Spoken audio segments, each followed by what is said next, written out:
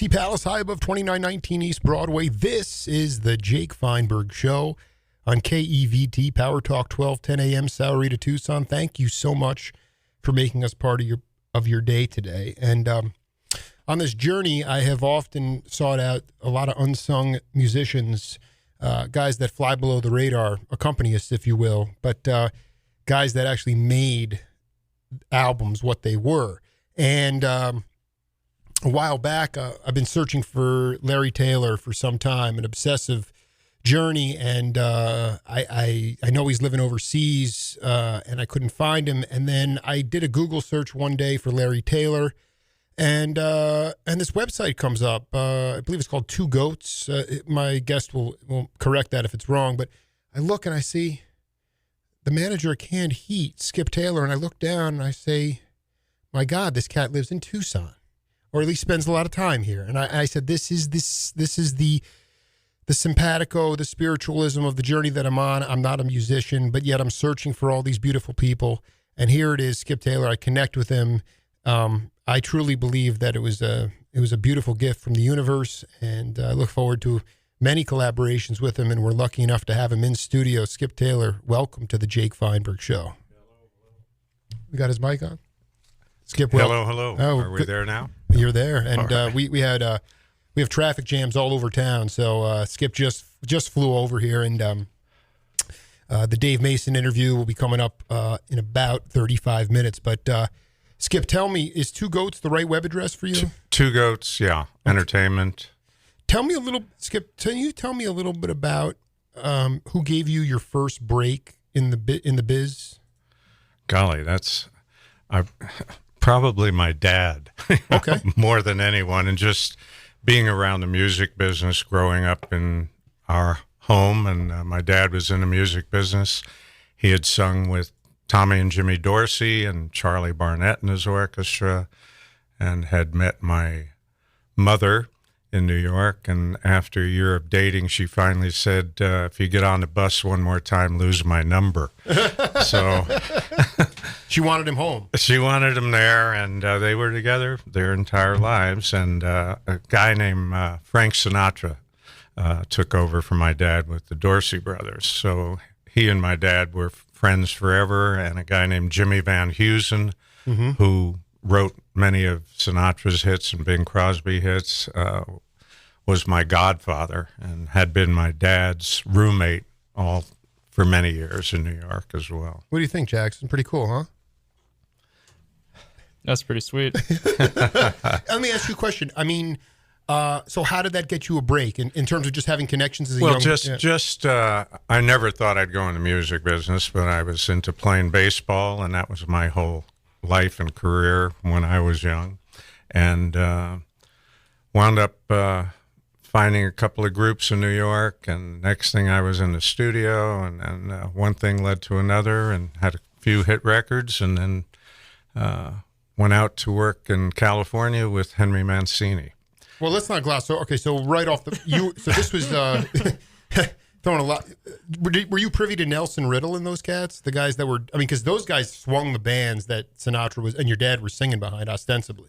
Not Nelson Riddle. There were some others that right. So in New York, don't gloss over those groups. Who were those bands? The Four Seasons. A guy named Joey Powers, Midnight Mary. Bombs here on the Jake Feinberg Show. And just I was in rock and roll. I mean, I had nothing to do with the blues at that time, didn't know the blues, and until I did get to California, and later, a few years later, getting involved with the Canned Heat guys, I was kind of educated in the blues world. But I had grown up in the music business of top 40 radio and, 3-minute singles and hit songs and listening to songs at home that were a guitar player and his vocal, or a piano player and a vocal. And my dad was a song guy and wound up in the publishing business later on at vice president of Columbia Records and running their publishing company. Wow. And had Berlin and Bourne, Irving Berlin and Saul Bourne, had that company and ran that company with all kinds of big standards, and had a lot of friends who wrote those songs. So, all of a sudden I was in the music business. Talking to Skip Taylor here, the manager of Canned Heat, and we got that track queued up now. Yeah, I kid you not, I'm home in Stony Brook, Long Island, 2014 with my family. I do a out of studio interview with this gentleman that we're about to listen to, and I listened to it last night, and I realized that Skip Taylor and I are totally spiritually connected. I want you to listen to this clip. It's going to be a couple minutes long, and we'll come back and break it down. Okay. In those days, okay, that was the four of us, with Don, Paul, Victor Conti after Larry left, and myself. And at that point, Paul put the repertoire together. So Paul, because Don was the leader, ostensibly, but the fact is, Don just showed up and played. He had no real. Then later on, he would get, I want to play this. But basically, Paul goes, "What do you got that's kind of New Orleans beat?" And he had "Do It Yourself," which was a thing he learned. I think Shuggy Otis wrote that, or one of the Johnny Otis wrote it. And then he had something else. I don't know, a couple of the tunes. They took an inspiration from the John Mayall gig that they played on. But it's important to say that we played a couple of gigs, and then Harvey joined the band, partially because it was more attractive to record labels when we got on Epic. But also Harvey had a sound, and he had played with those guys, and so he started playing with the band. And then what happened was then we composed songs together, and one of those songs was based on a Mayall thing, not stolen from, just a feel. They go, "Yeah, I like that shuffle that we were doing with John. Let's do that." But Paul was always like, "Let's do this. Let's do. What do you got? This." And then Harvey came up, and I got to give it to him because this was the most requested song we ever played. Harvey came up with a riff that just happened to be in an extremely odd time signature, one that I've never heard anybody else use. It's in 10/4. Wow. So wow. And that's "My Soul's on Fire." And I don't know, Harvey came up with the riff, and Don just yelled "My Soul's on Fire." And that became, first of all, not only was it the most requested song at our gigs and on the album, from the album and all that, but it was also, people got up and danced to it because they danced to it as if it was in 2/4 with 5 measures. So they didn't count, as long as you don't count the measures, you hear this beat. Wow. That worked. I got a Pure Food and Drug Act. Thank you for reminding me. I was going with Prime Choice Cuts. It was. That's the name of the album, was Choice Cuts. I love. What is that? A picture of a woman's leg or something? I don't even know what's on that. Well, let's talk about politically incorrect. This was the 70s, 1972. So that was Skip Taylor, the manager. What he did is, he claims, and I don't know if this is even true or not, but he claims it was his daughter's behind. Oh, dear. It's someone's flank, right? Dear. Well, he says it's his. No, I mean, there's nothing sexual about it. It's just a. No, I did. I mean, it was the 70s. And I was born in 78. I'm longing for this. That's authenticity. You open the cover of that, you guys look. I mean, there's just plumes of smoke. Well, that's somebody's ass when they're bending over. And I still don't know to this day, because I never really looked that close. Okay, so when I was doing my research for this interview last night, and I went back, because do you know who that was talking? No, I don't. That was Randy Resnick. Oh, okay. I'm going, well, who else could have been saying this? Randy, I'm listening back to it, because we had a ball. I mean, we were breaking down, that's my pocket, and I didn't know Skip Taylor. I didn't know, that was 2014 in the summer.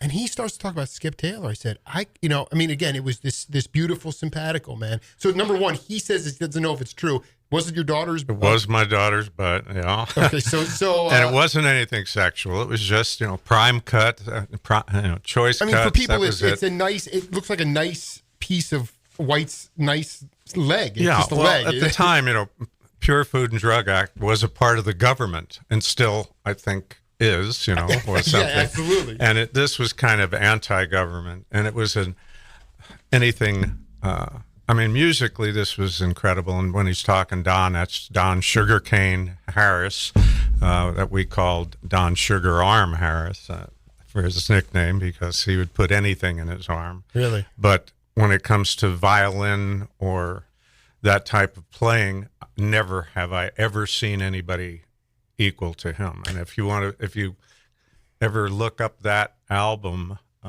Eleanor Rigby, that they do, is to me one of the greatest cuts ever done, and it was live in the studio. And having Harvey Mandel and Paul Lagos, I mean, this was an incredible, bunch of guys playing together. And Epic I made the record deal, produced the record, but Epic lost the record. They just couldn't promote it properly. And we had a lot of problems in touring, especially with Don, because... Well, no, I mean, let's not go too far ahead. First of all, just the idea that Skip Taylor's daughter is on, was it Prime Cuts or Choice Cuts? Yeah. Choice Cuts? Yeah. Yeah. So, I mean, but you said before you were unfamiliar with the blues, but I want you to I don't need you to tell me about those guys telling you about blues scales or this. But what did it mean to learn the blues from, Sugarcane Harris, okay? I never met the guy. I never saw him play live. I've listened to a ton of his records on MPS. Fiddler, there's one album he did where there's another version of Eleanor Rigby with Lagos and Larry Taylor that's unbelievable too. But he was channeling the emotions inside of him. That's the blues. Can you talk about your education in the blues, how you learned the blues from those cats outside of theory?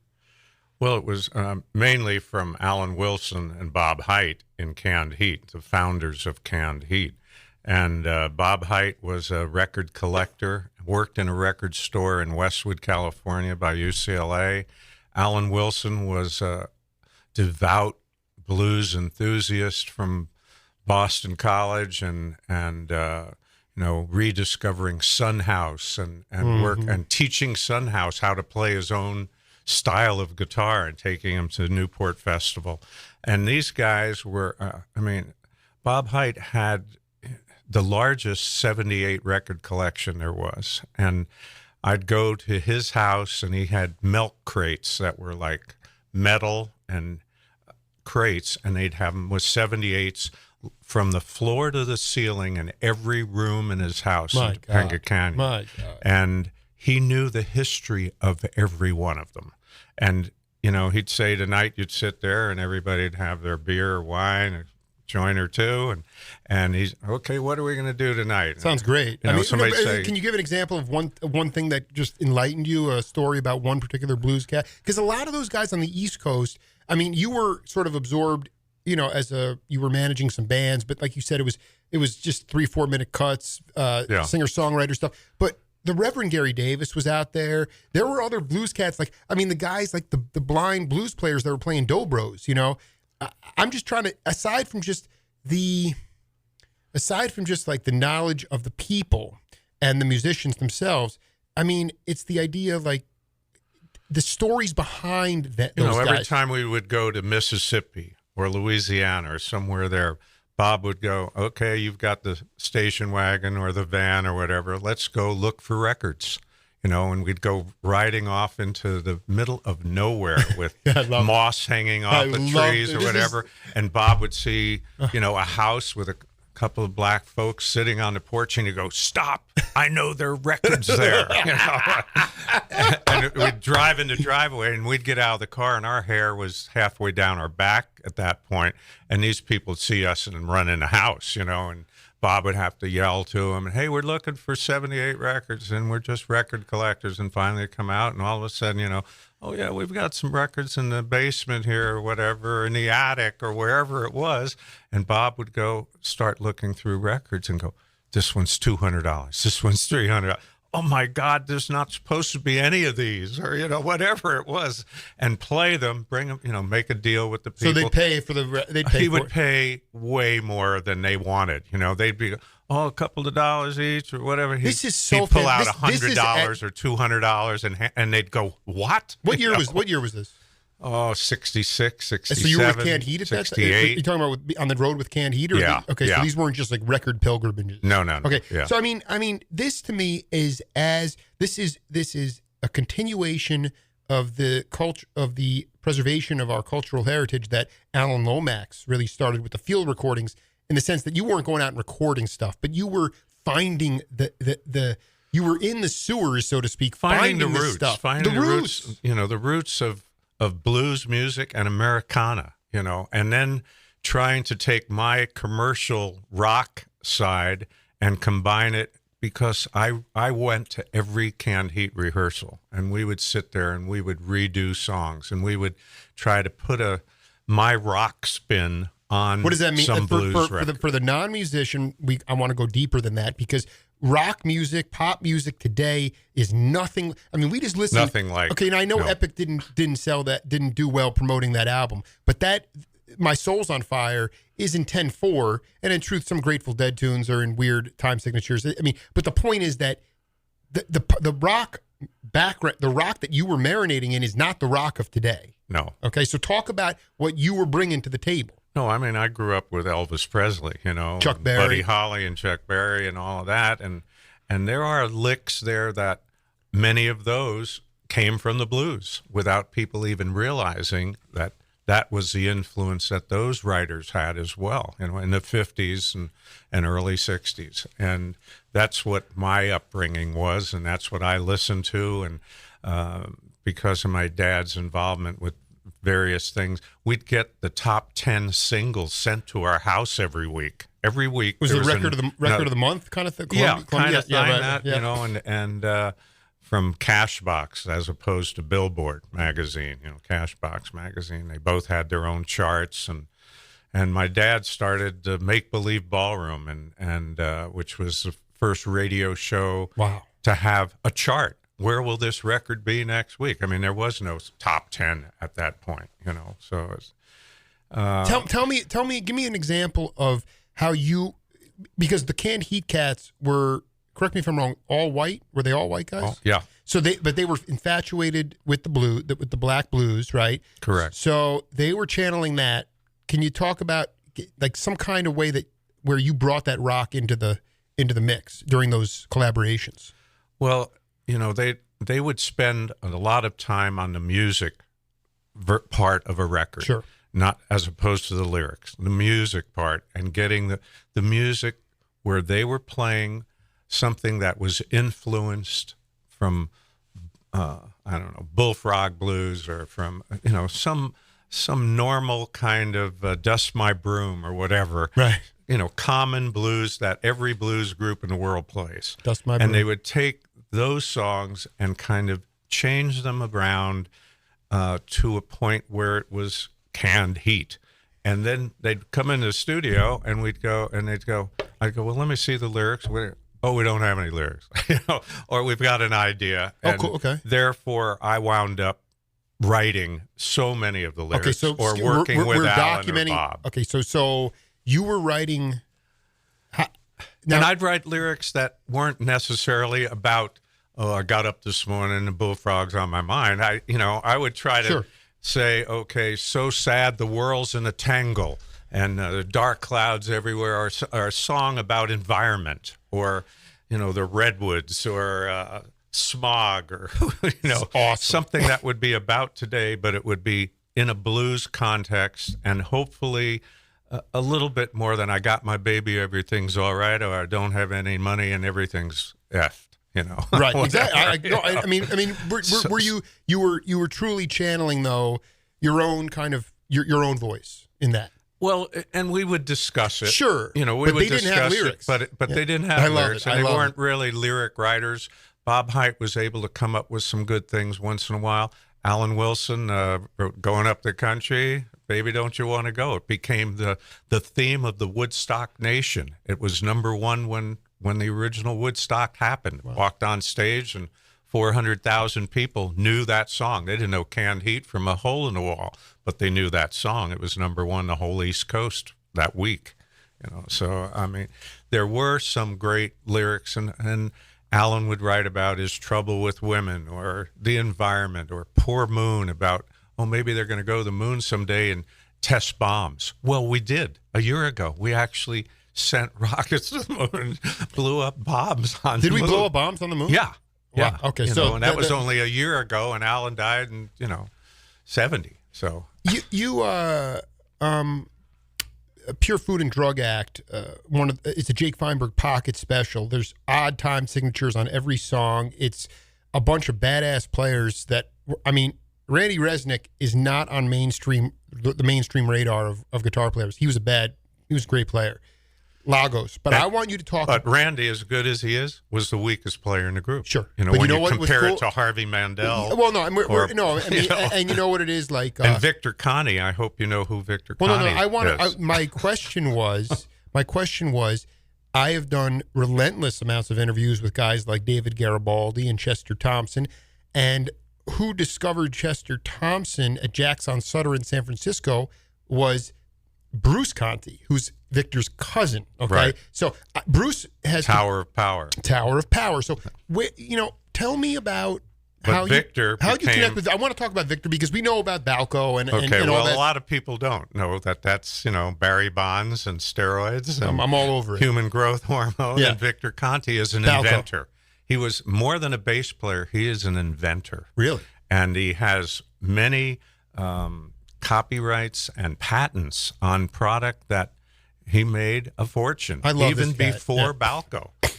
But his love was playing bass. Okay, so when did you? How did you? Because was he from like the Raisin Country, like Middle Bakersfield area? Where was he? He was a friend with Paul Lagos, and I'm not even sure exactly how far back their friendship goes. With Paul Lagos, he was in a band before this called Kaleidoscope. And my club that I owned in Hollywood was called Kaleidoscope. Okay, which was a Fillmore type place. And what years when did it open? That was 67, 68 unbelievable. As well. Yeah. Okay, so you and that band, who else besides Lagos was in that band?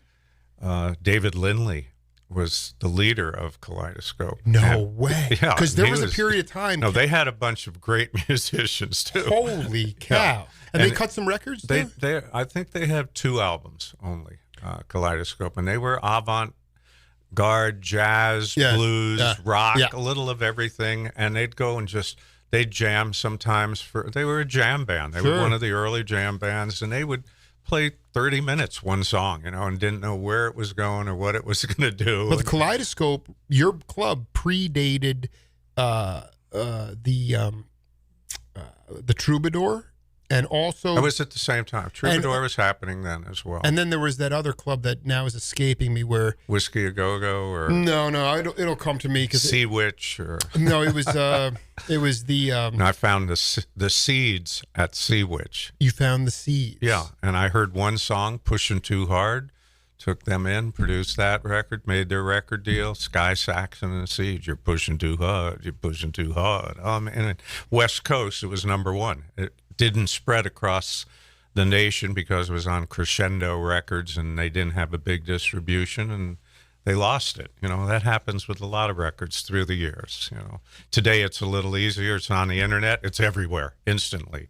In the old days, 5 radio stations in California play it. It might not get to Nevada. Sure. No, absolutely. I mean,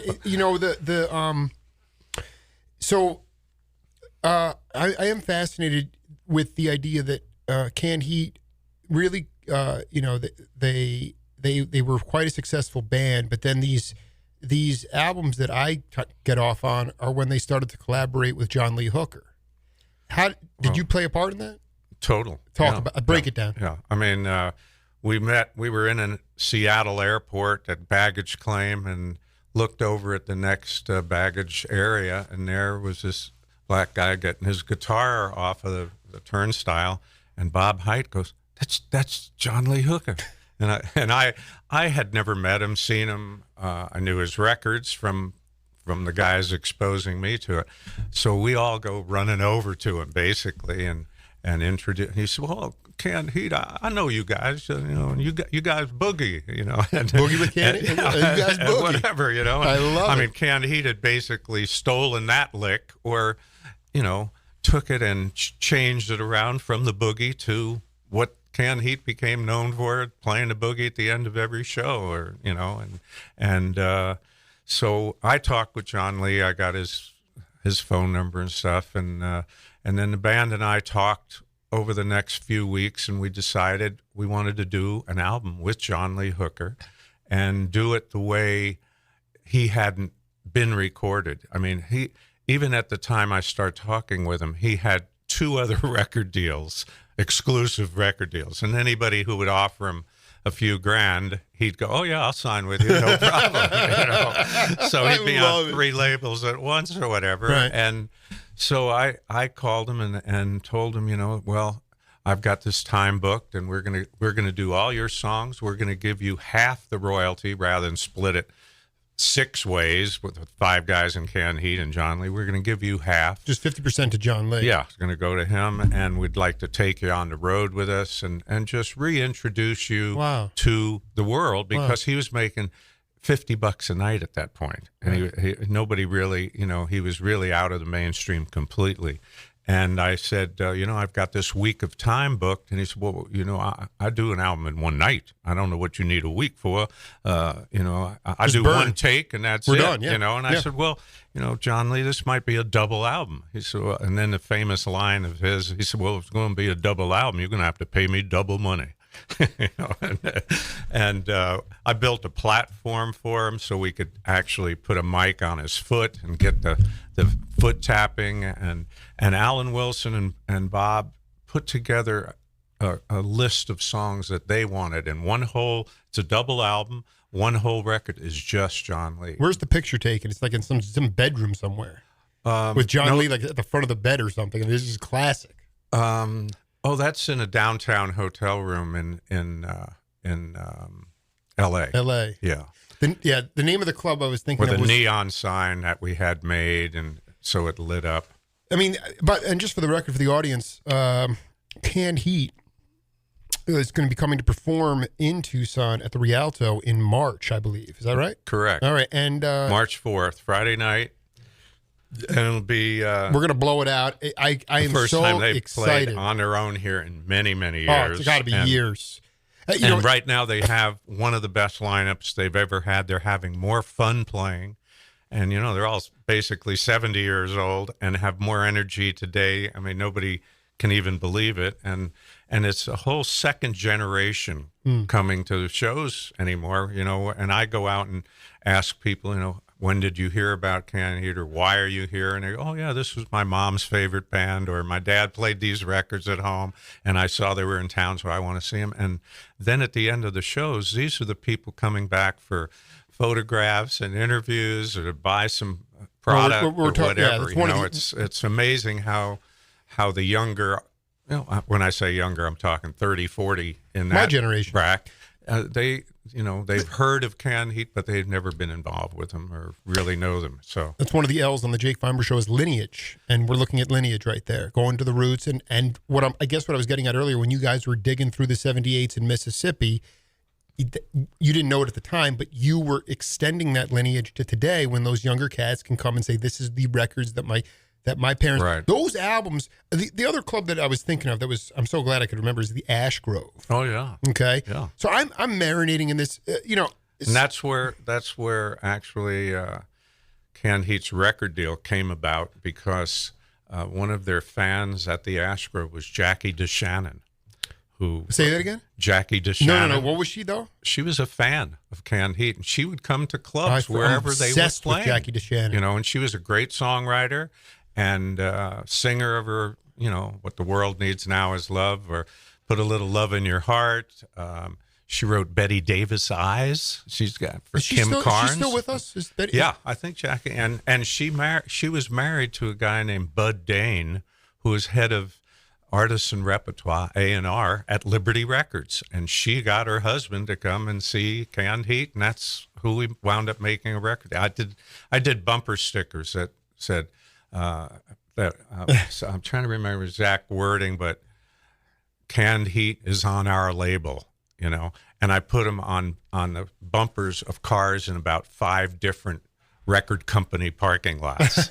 So they all thought they had Canned Heat, and there was a little buzz in LA, but nobody had them, and we try to just jack the value up a little bit to make a good deal, and it worked. And Liberty Records finally signed us, and they had a band called Almond Joy at the time, which became the Allman Brothers. That's right. They had Ike and Tina. They had Nitty Gritty Dirt Band, Johnny Rivers. They had a pretty interesting lineup. Al Bennett was the president of Liberty. Yeah, that was a nice, diverse. I have a question for you. Yeah, go ahead, Jackson. Did you just go into the parking lot with these bumper stickers and just slap them on random cars, hope people notice you? Absolutely. Oh, it's awesome. Nobody cared at that time. It was just kind of, let's create I like a you. little I've had a excitement. similar idea. I worked for a news station. I'd put bumper stickers on competing news stations' cars when I'd see their trucks on shoots. Yeah. Well, bumper stickers are still they're still around. We just made up new bumper stickers. No, I mean, they have, there's resonance. Now. And we still use yeah. them, and people go, oh, yeah, I love this, That's awesome.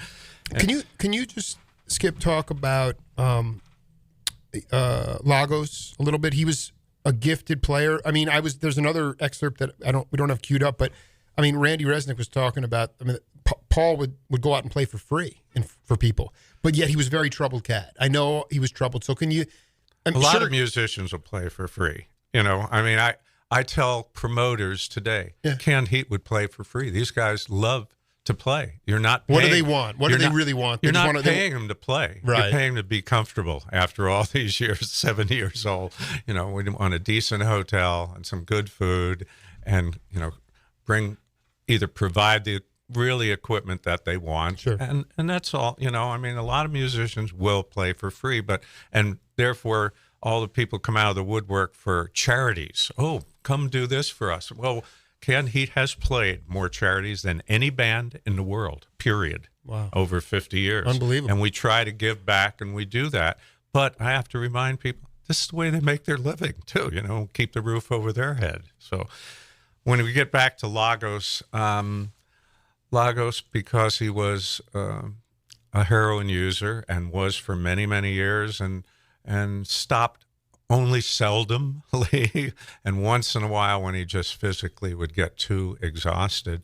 It was part of his life, and as was Don Harris, Sugarcane Harris, So you had those two guys in the band doing that, and it was, there'd be a drum solo going on with Lagos while Sugarcane was backstage shooting up while the drum solo happened, or then the violin solo would happen, and then there's Paul, and you go, I had never seen that on stage. How did ever? you, as their manager, you could only manage him so much, Right. I mean, talk about, because I think it's really important that, when it came we got to Steve Ferroni calling my cell phone currently. Go ahead. Yeah, continue. When it came to Sugarcane Harris, he would go into a town wherever they were going to play, and the first thing he'd do is take his violin and go hawk it at a pawn shop.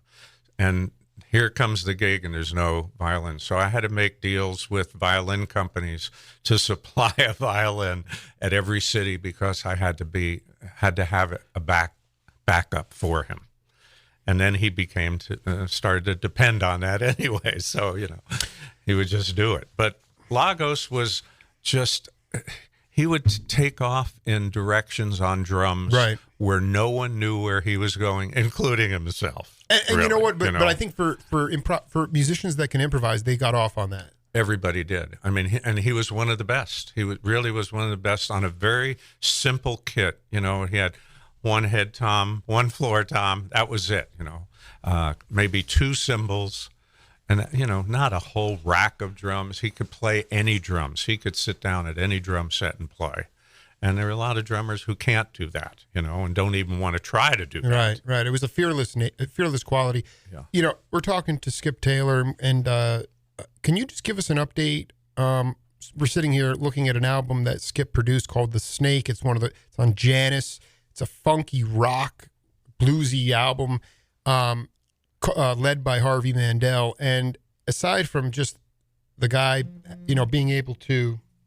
Do you know who did those drawings, by the way, of Harvey? Yeah, you did. No, Phil Hartman, who was on Saturday Night Live. Phil worked for me at the time. No, I want to talk about. I want to talk to you about Well, he died tragically. I know that was a terrible, But can we get an update on Harvey's health condition? I'm friends with Harvey on Facebook. I know that his sister runs his page, kind of.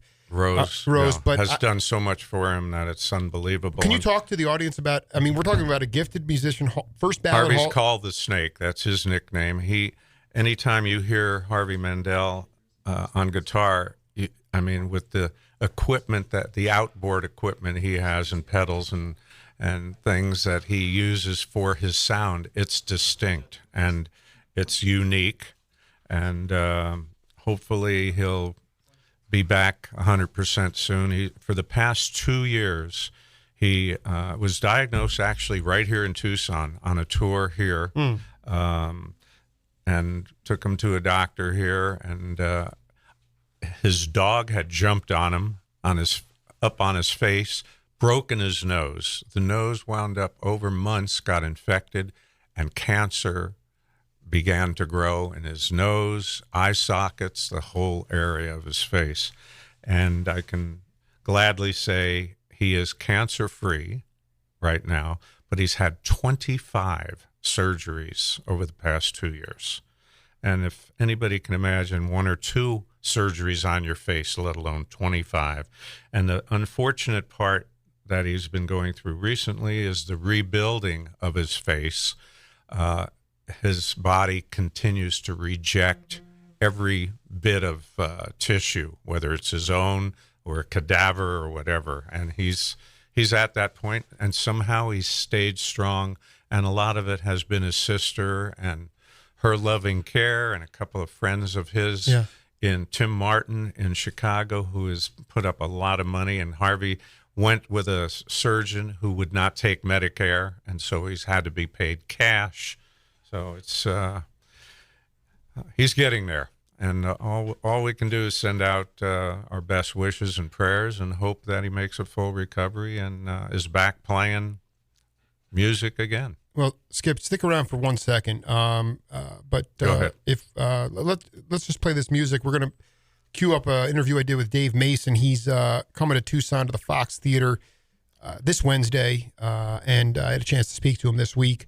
We'll be right back on the Jake Feinberg Show.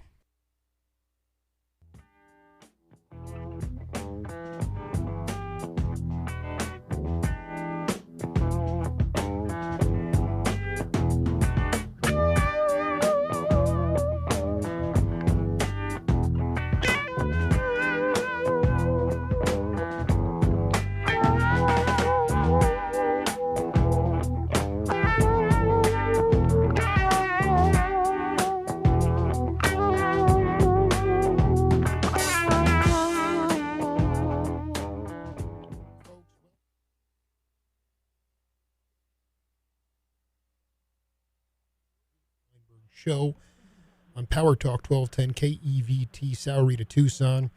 Thank you so much for making us part of your day today. It is an honor now to bring in a cat who has basically done it all in the world of music. He has been a melodic inventor for many, many years. He's created many albums as a leader. He's been a great accompanist. He's been a great team player. He knows what love is. He understands it, and he's coming to Tucson with the Traffic Jam on Wednesday, January 20th. Dave Mason, welcome to the Jake Feinberg Show. How are you? It's nice to talk to you, brother. Thank you. You know, I wanted to, Dave, I wanted to ask you, I was a little bit stunned just doing my research last night. Can you talk about when you first picked up the sitar, and who were you really influenced by Ravi Shankar? Yeah, I was just used to listen to a lot of it. Bell Chadna, Ravi Shankar, Ella Rocca. I think I'm very into it. I was into a lot of different kinds of music. And George Harrison gave me my first sitar and told me where I should get one from in India. I guess what I'm getting at is, there's a lot of cats in today's world, very proficient technically. They have monster chops, but they don't have feel, Dave. They don't feel. And I'm trying to figure out how you learned how to feel the music. If you could talk to the audience about that. just started to listen to a lot of records, listen to a lot of music. I mean, the thing about Europe and our music over there is our music wasn't segregated. In other words, there weren't just black radio stations and there weren't just white radio stations. So we heard everything. You could hear all kinds of stuff. I mean, back then there wasn't really a lot to pick from. There was the BBC, Radio Luxembourg, and then later on we had the pirate radio stations. There were ships anchored outside the 12-mile limit, playing. We did everything. But did that help you get comfortable on the bandstand? I mean, the difference was that at least in the States now, and I'm not speaking about Europe, but the States, we have a serious supply and demand issue. A lot of great players, not enough places to play. I've interviewed over 500 cats, and what it comes down to is I was born in 1978, but my feeling is that you guys developed your own individual sound and your own ability to feel the music on the bandstand. And I'd like you to talk about a transcendent moment early in your career on the bandstand where you had an out-of-body experience with the music. I don't think I've ever had that. I mean, I just wanted to play music and decided that's what I wanted to do. And just, a lot of it is luck. A lot of it is just hammering away at it and doing it. I mean, I got lucky, and I wrote some songs, and those songs lasted a long time. And as far as making music, you never stop learning, really. I mean, I'm still have as much fun, if not more, playing now than I did then. I mean, it's just something that you can do as long as I can stand up there and do it. I can, I'll be doing it. Branch, so, yeah, but a lot of it is just pure, 10% talent and 90% hard work, sticking to it. Branch, Ricky said the luck is the residue of design. Could you give an example of luck? Well, you just have to put yourself in the right places. I mean, I played with a lot of great artists, from Hendrix to Stevie Wonder to George Harrison to, an enormous amount of people. The list is long. It's there on my website, but part of it is if you want to learn something, then put yourself around the best. And that was not all that hard to do in England back then because there were a very finite number of studios, and everybody was using them, and everybody was pretty much using the same engineers. So the opportunity to cross with other people, get together or talk or meet or whatever, was very easy. I mean, everybody congregated in one city, London, not like the U.S. So you had, a number of musical centers, Philadelphia, New York, Atlanta, Muscle Shoals, Nashville, L.A., San Francisco, Chicago. It's a very small little world over there. And we just learned all the stuff. All we did was copy American music and sell it back to you. Right. I mean, it all comes from America. Jazz, blues, gospel, you name it. Right. It's all American music. No, you nailed it, Mason. I'll tell you nailed it. But the problem is, just transcribed a quote from my second interview with Brian Auger, and he's talking to Herbie Hancock, and he says, "I just don't understand this, Herbie. I'm playing American music to the Americans, and it all seems to be going down really well. Why would a British band playing these things be accepted and the original people who did are not as much?" And he said, there's something to it. It seems the music has gone through some kind of filter. The English bands that come over seem to really believe in it. And that's my question to you is, you're right. The music was created here, but never appreciated the way it was by you cats. Why? Well, I mean, you name it. I mean, Otis Redding was huge. I mean, the blues players, for the most part, have held up, but you know, and if it wasn't for Albert King and Otis Rush and Elmore James and people like that, there'd be no Jeff Beck's or Eric Clapton's.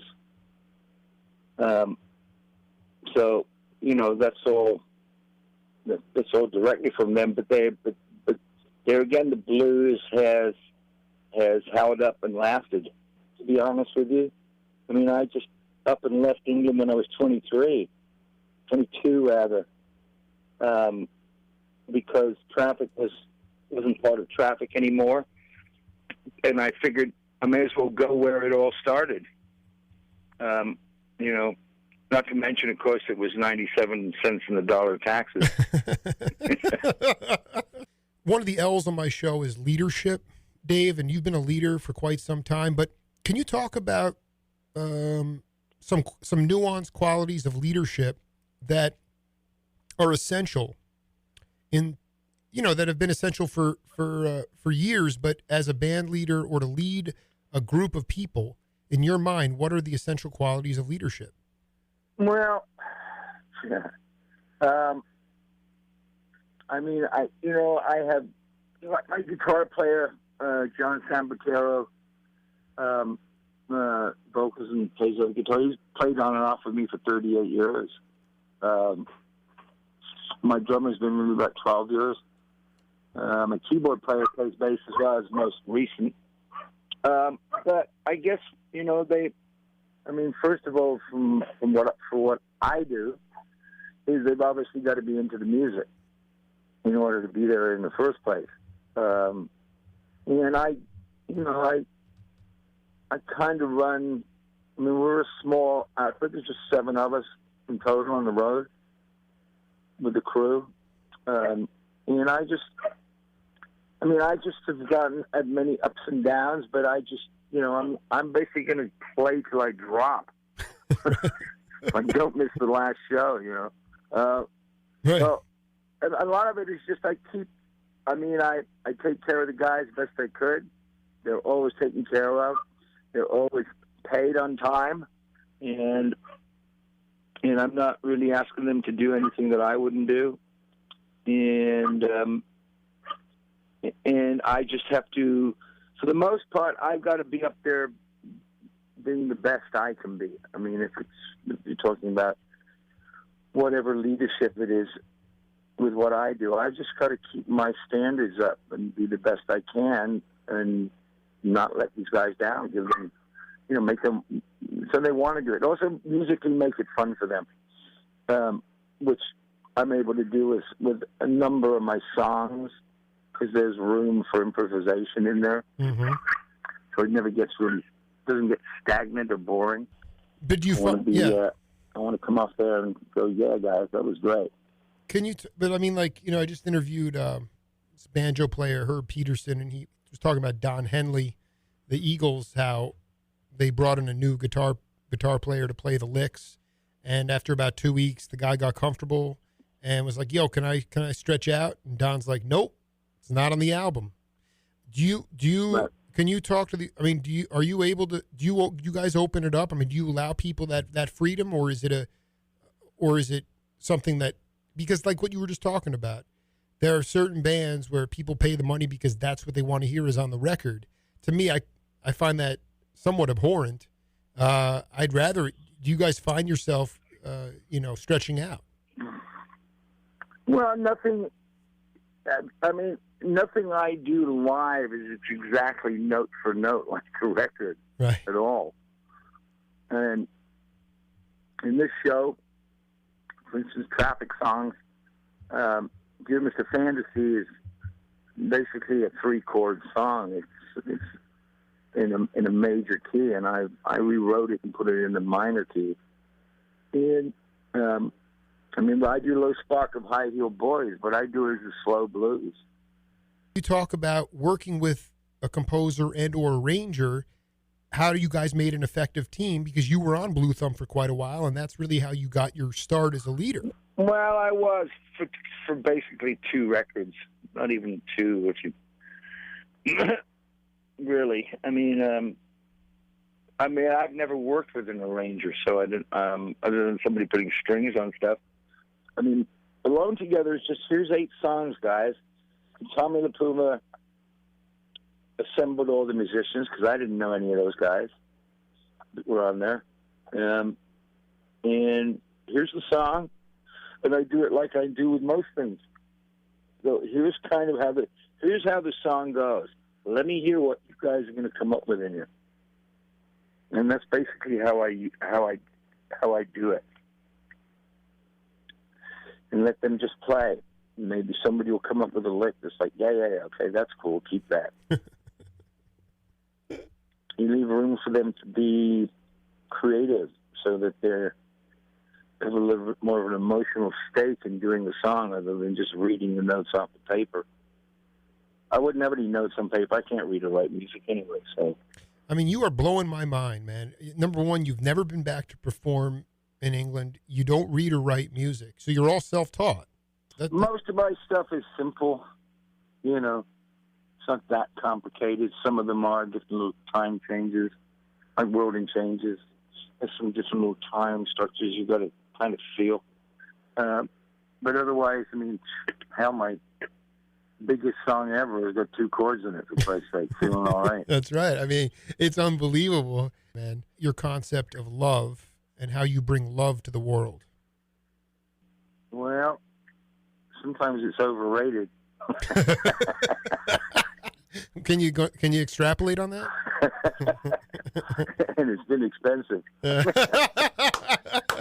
Yeah, man. I'm still married, but I dig. So, but otherwise, I mean, you know, I get, you know, I mean, all my songs, my music, I do it for me. I wrote it for me. I wrote it for myself. It just happens that I get a lot of people that just are like, wow, you really helped me through this part of my life, or you really helped me through my college days, or, you know, we got married to your song. You know, it's great. So I guess for the most part, I just, you know, I guess that's the way I do it, is through my music, through my songs. I mean, basically, most, you know, there's no, like, people ask me about songs, what did this mean, what did that mean, that's, you know, it's really, there's no big, deep secret here of meaning, guys. It's whatever you want. And plus, when I play shows anyway, the biggest thing that I'm doing and want to happen when I play a show is I want people to walk out of there feeling better than they did when they walked in. That's it. Yeah, it's like Art Blakey. Art Blakey used to say that his job as a drummer was to wash away the dust of everyday life of people. Right. You know? Yeah. But I mean, when did that dawn on you, even as a unknown, playing, you know, bar gigs, playing, you know, after hours dawn sessions in your, I mean, have you always felt that way, or was there a period in your career where you're like, well, not only do I want to get off on the music, but I want to make sure that the people are leaving, they were impacted as well? Well, I just figure that if it's, that's why with the band, if it's working for us, it's going to work for them. I mean, here the key to everything is I mean, the real key is authenticity. If it's authentic, you can relate to any age, anybody. Mm-hmm. You know, you can get away with bullshit for so long. Right. Are you dusting off any older tunes or even new compositions on this tour? Well, that's another thing. See, I never see things as either old or new. Right. They're either good tunes or they're not. Hey, you're Duke Ellington, man. You're channeling Duke Ellington right there. I mean, they're either, you know, good music or it has no time. I mean, because essentially when you're writing something, you're not doing it by the clock. or the place or the space. It just comes out. So it really has no time reference. Unless you're writing something lyrically that's specifically dated, you know. But otherwise, most my stuff, I purposely try to write timeless music. So I write about emotions a lot, or feelings, which don't really have any time. They never change. I wanted to wrap up here by asking you. Part of my show deals in the metaphysical, and I was hoping you could talk. Nana Nunu. I wanted you to share. I'm going to talk to my girlfriend about that. I'm fine with that too, but I am. But Mace. Go ahead. Yeah. Can you talk about your a specific experience that you had on psychedelics, and how your use of psychedelics helped you? LSD. Because at the time, LSD, I took that about 3 times. That was it for me. It didn't work for you? Yeah, it was, LSD is dependent. You better be in a comfortable place, and you better be around some people you like. Did you? It was interesting. Yeah, can you talk about it? But I realized that part of it was that, for me, it was breaking down the ego, and I didn't like that. And I don't like being out of control. What do you mean breaking down the ego? Well, LSD, whether it does that for, I assume it does that for a lot of people. The interesting thing about LSD was it was first synthesized by Sandoz. That's right. A Swiss company, and it was developed for as a cure for schizophrenia. Interestingly enough, there was a Poet mental hospital outside of Worcester. Cary Grant used to go around to different clinics taking it. I think Disney was one of the early ones. Dolly took it. Right. It was synthesized in the 30s. But for me, it just was breaking down the ego, and I didn't need that. I need that ego. I need the drive. I don't want my drive taken away from me. I'm being a vegetable somewhere, like a lot of people became. No, because there was a period of time in the mid-60s. This is before you came to the States, but there were these places called the League for Internal Freedom. You go with a card, much the same way if you have a medicinal marijuana card, you can go and get Sandoz acid. You can get pure acid.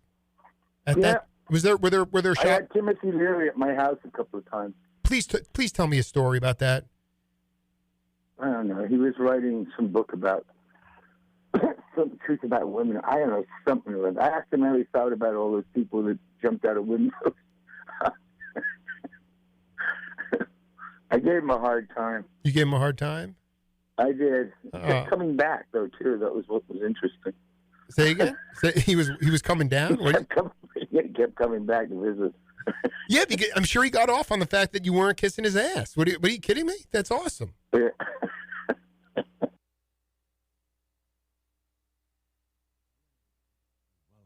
Hello.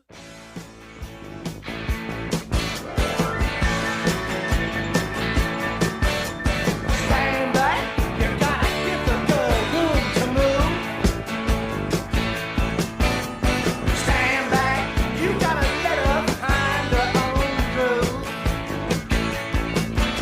I know you think she's acting the baby, and she's playing crazy games with you, but she's crazy like a fox, and that fox got her eyes on you. Stand back, you gotta give the girl room to dance. Stand back, she's gonna love you. Dealing on both sides of the moon. Welcome back inside the Parisi Palace, high above 2919 East Broadway. This is hour number 2 of the Jake Feinberg Show. Waiting on Steve Ferroni to get his soundboard fixed in his studio. I sure hope that works out. But we are treated it live in studio to a guy who has seen Canned Heat's evolution story of music, drugs, death, sex, and rock and roll. And he also has produced quite a few albums, including the one we just heard, Keith Moon, Two Sides of the Moon. Skip Taylor, welcome back to the Jake Feinberg Show. It's wonderful to be here. No one would know that was Keith, I'm sure. I don't know. Do you want? How did you first connect with the Who?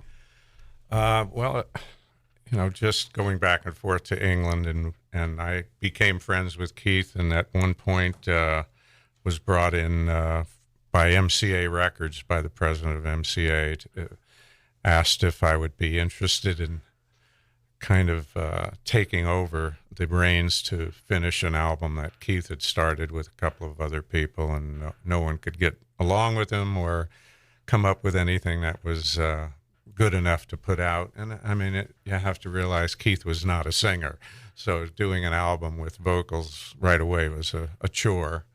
But how'd you work around it? How'd you do it? Well, I had two good friends, Mark Volman, Howard Kalin, Flo and Eddie, who were the Turtles, and great background vocalists on all kinds of records throughout history. And so they covered up a lot. And then we had Harry Nilsson, Ringo, Ricky Nelson, the Ronettes, various people would come in and pad the vocals so that you didn't really realize that Keith was as poor as he was. So he wanted to sing, he just wasn't a good singer. Correct. Okay.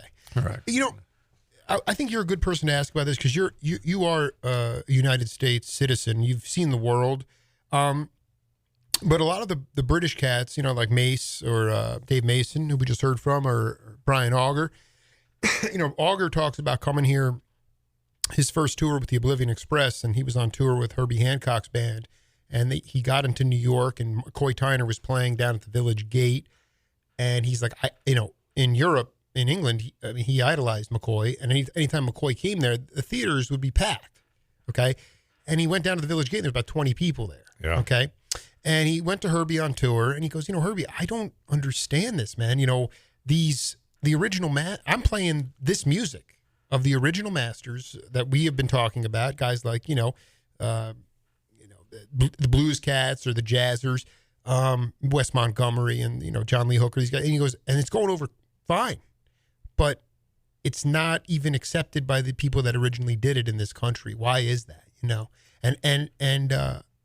You lived through it. I mean, it's part of our original sin of slavery in my mind, but I'm curious to know if your take on why the original masters of this music have never really received the just due that they deserve in this country. Well, at the time when radio went AM top 40, none of those people were included. And there were very few black artists even included at the time. I mean, we still had segregation, in the 50s. And you had places where that music just wasn't accepted on the radio. And therefore, the audience... What do you mean not accepted? It was like not appropriate to play black music. Correct.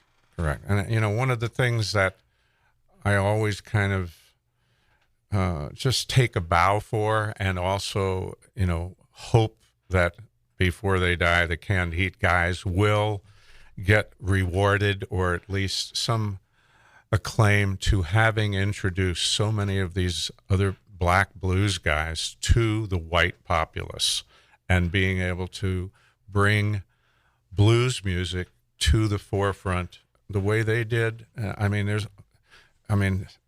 They had 3 number 1 records. Name me another blues artist who had a number 1 record. Well, Skip is just beginning to be aware of my relentless dissemination of the excerpts through Facebook. Let's just get it on the table. Besides John Lee, other black blues artists that Canned Heat is responsible for putting on the white map. Albert Collins from Texas, who they brought to California, introduced to me, and I made his record deal. He would never have had a record deal in modern times if that hadn't happened, Just throughout Gatemouth Brown, Clarence Gatemouth Brown. They made a whole album with him, made a deal in Europe with a record company, did that. Off the top of my head, it's hard to even remember myself. Because commercially, I am not an aficionado of Canned Heat by any means, but I'm familiar with their albums that they collaborated with John Lee Hooker. But did they collaborate with other cats as well, like Gatemouth or anyone like that? I'm trying to think of the guy's name, piano player, Sunnyland Slim, in Chicago. We're recording at RCA in the Wharf in Chicago. Took a taxi one afternoon, and the driver's going, "Oh yeah, you guys are musicians. I used to play a little piano." Da, da, da. And all of a sudden, it's Sunnyland Slim, a taxi driver, and we go, "What?" So we invited him to the studio that night. And he came, and we put him on a couple of cuts playing piano, and nobody would have ever heard of him again if it hadn't been for that. It's just people can come out of the woodwork and do things, and the Heat were always aware of it and wanted to do it, and fortunately I was there to just help them get it done. Could you talk about you've been pretty responsible for, you spend a lot of time in Telluride, Colorado. Yeah. It's still a haven for roots music, a lot of bluegrass music, but you did collaborate with Bill. Talk about some collaborations you've done. Bill Graham and I did the Grateful Dead in Telluride for 2 days, before 87. Yeah. And, we had 10,000 people a day there. It was too many people. But I want to say something. Again, I was 9 years old, but the stories out of those particular shows was so cool.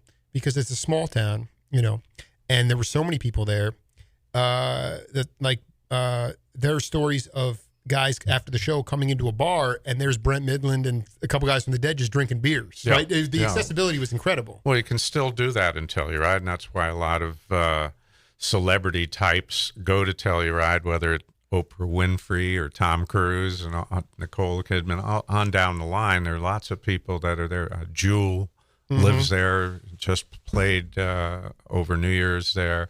You can be yourself in Telluride, and it has a real spirit and an energy there that promotes that. I wound up becoming commissioner for arts and special events living in Telluride, and started that CASE, C-A-S-E, Commission for Arts and Special Events. I'm on the case. And it was just a matter of trying to put together an infrastructure so anybody who wanted to do a festival could have the ticket buying, the insurance, the stage, the sound system, the lights, all of those things, infrastructure things that are needed for any festival to be available through the town. And Telluride wound up having no visitors in the summer, or very few, where all the shops would go bankrupt, to now being called the festival capital of the Rockies, which is a fabulous place. How many festivals do they have a year? They have one almost every week during the summer from one of the greatest film festivals in the world, Telluride Film Festival. The Telluride Bluegrass Festival is the largest bluegrass festival in the world. They used to have the World Hang Gliding Championships, Hot Air Balloon Festival, Mushroom Hunt, where you go into mushies. Go out there and hunt those psychedelic mushrooms. Get those mushrooms. What about the snowboarding? Yeah. Jackson's a huge snowboarder. Yeah, well, right now Telluride has the Nothing Festival one weekend. What does that mean? Where nothing happens, and they give the people of the town a little rest from all the tourists coming in. The Nothing Festival. So, and they have Blues and Brews, which hopefully Canned Heat's going to be at this year, and maybe Tom Walbank as well, who, by the way, Tom is opening for Canned Heat at the Rialto on March 4th. I cannot wait to be marinating at just. I hope people come out, and especially ones who haven't ever seen Canned Heat live. It's a different kind of band, and the energy that they bring forth is pretty amazing, and they're just some of the best players. I mean, I've been around all these musicians for all these years. These are four of the best guys there are out there. When I promoted a show the best way I could, for Peter Rowan a couple years ago, and it was at a church in Sahuarita, and we did an interview at you might know him, a great engineer here, Jim Brady, a great engineer down here, and we did a one-on-one interview before the concert, and he said that Larry Taylor was a candidate to play bass in Old and in the Way bluegrass band. But really? I didn't know. I mean, Larry's played on 50 different albums. But I mean, this is a big deal because Old and in the Way was really one of the most, new acoustic bands, one of the hottest bluegrass outfits. Larry was too bluesy.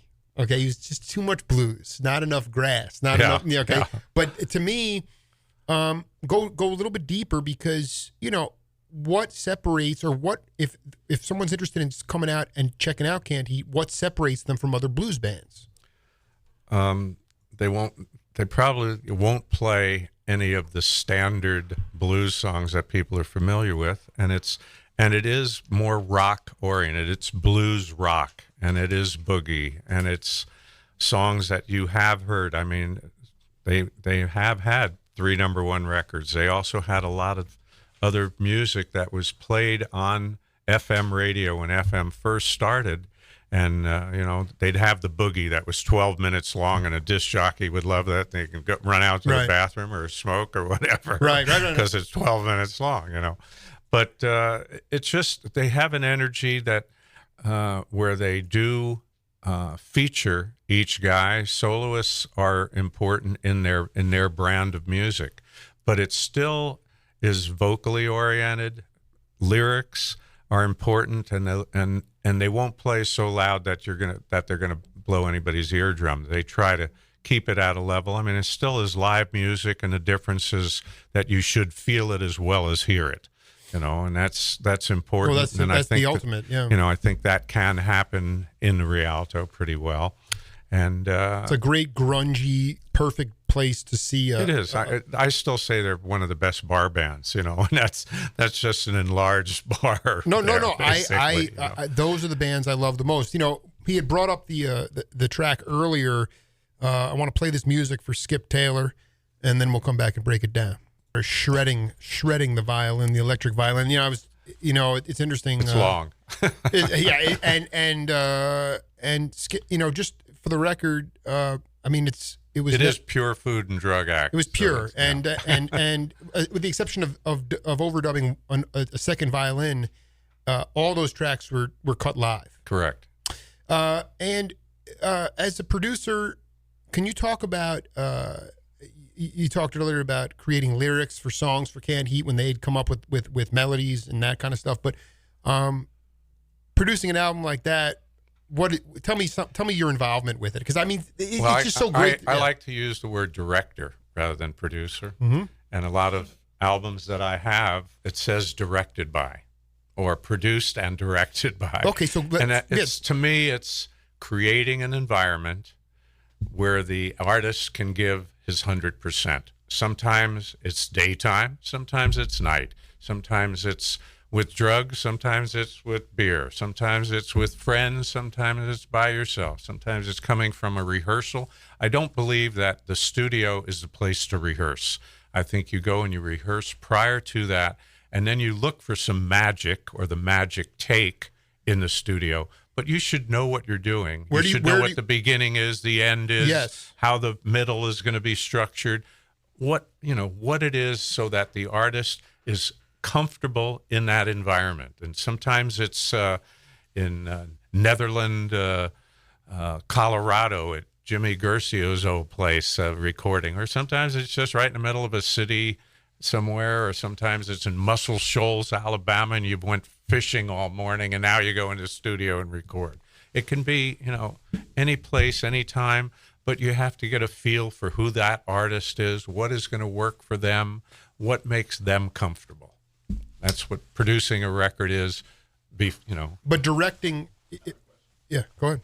How do you get out of your the people you manage what makes them feel comfortable? Do you just directly ask them? How do you get a read on that?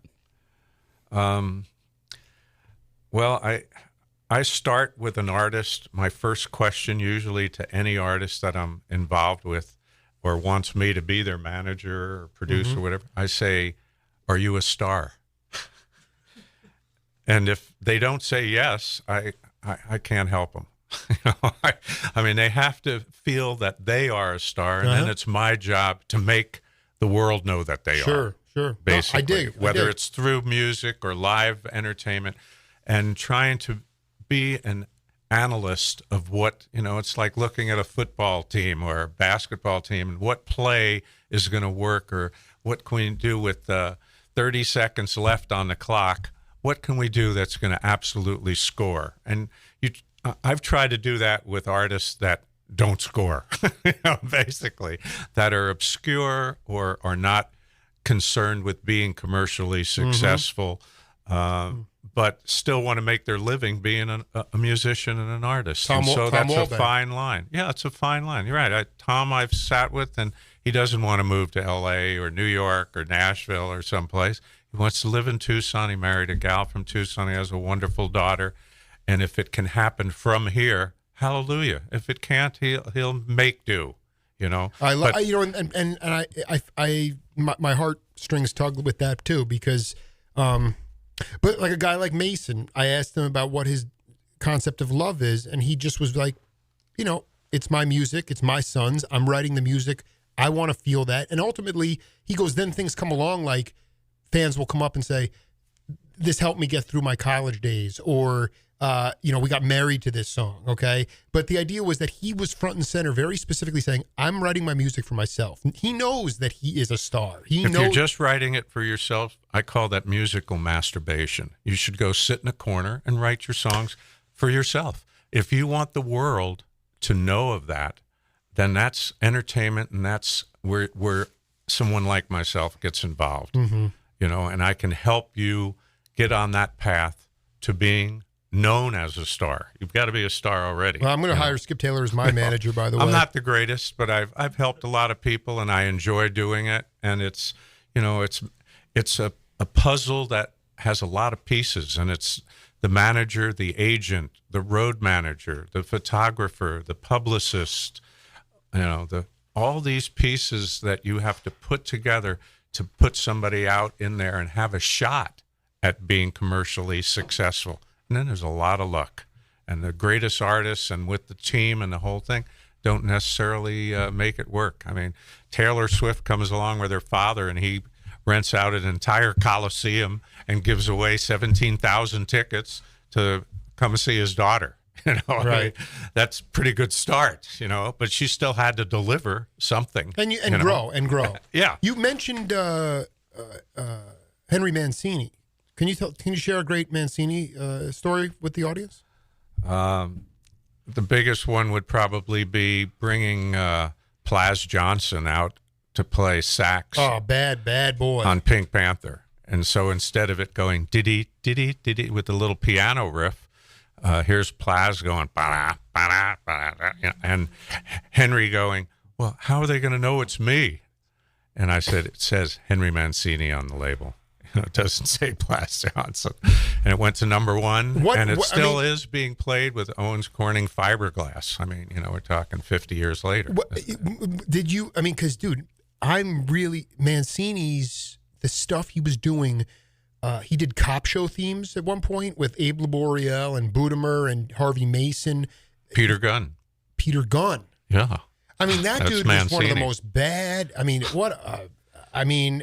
can you talk about him as a human, as a great guy, really great guy? Was concerned that he was 27, 28. He had just won 2 Academy Awards for Days of Wine and Roses and Moon River, and was afraid he was getting locked into the adult sound. Right.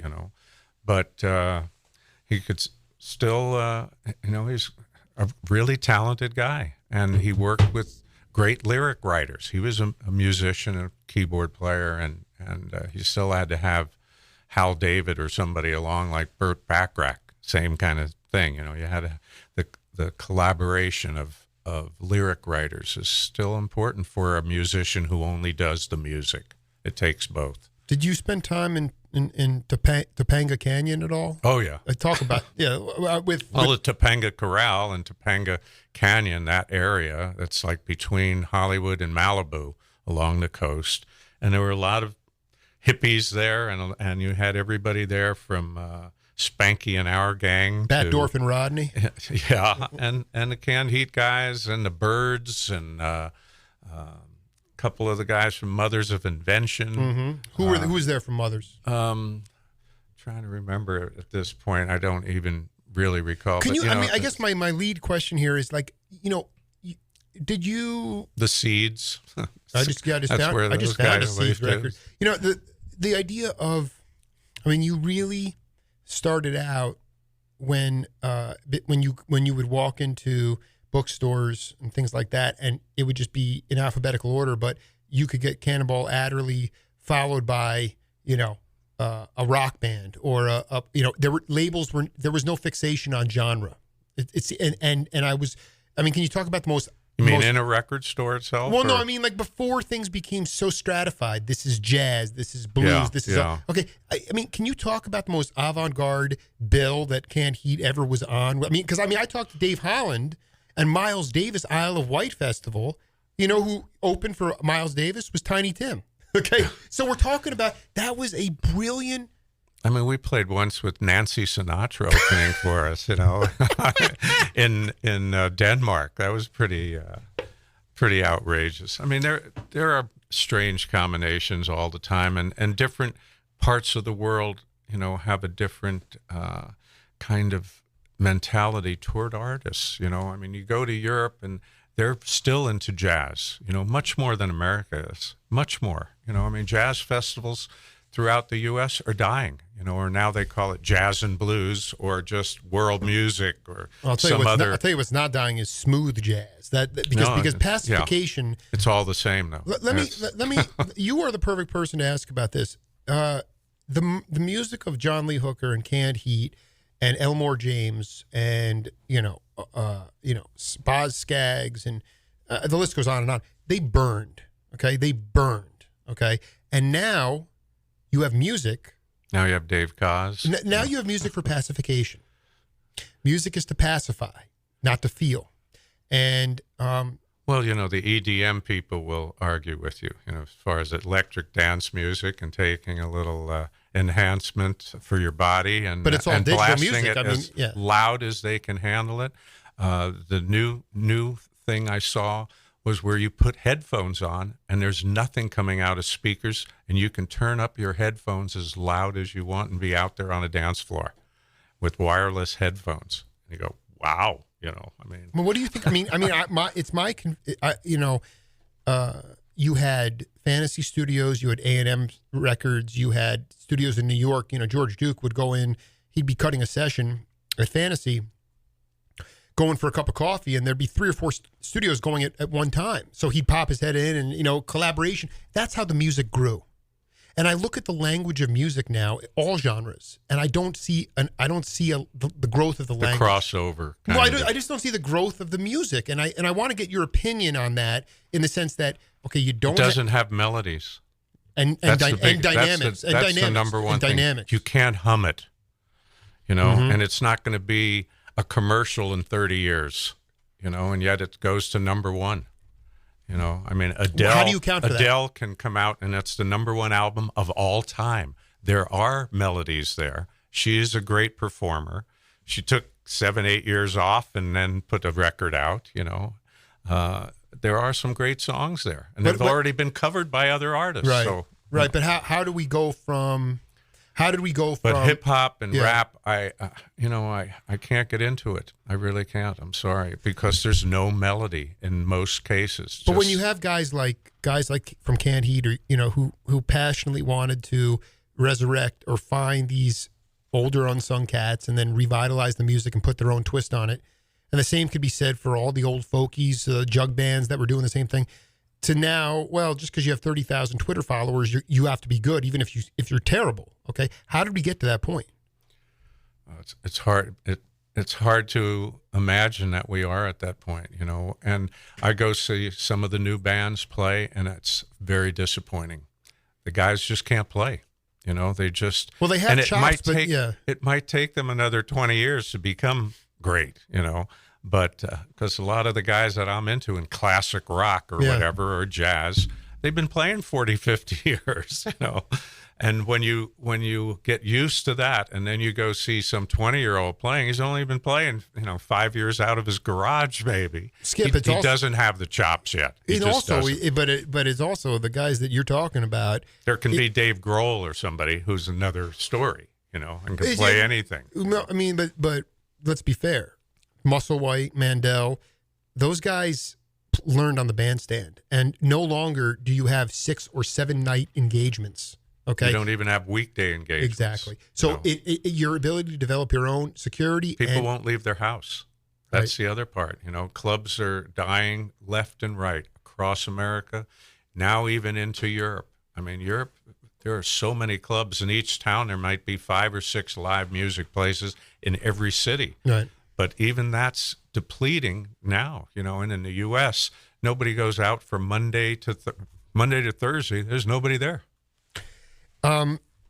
Ending on a high note here with a bluesy character, Skip Taylor. Really had just a ball with you, man. Thanks for having me here. It's been So enjoyable. it's not going to be the last time. Well, it's enjoyable to recollect some of this stuff myself too.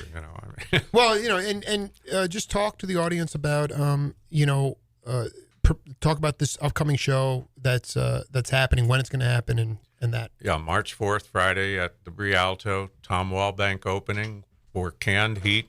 And it's Canned Heat's 50th anniversary this year of playing boogie music. So hopefully a bunch of people will come out there and enjoy it and be part of the show themselves. We try to break the wall down between the stage and the audience and include everybody and make them feel part of it. So.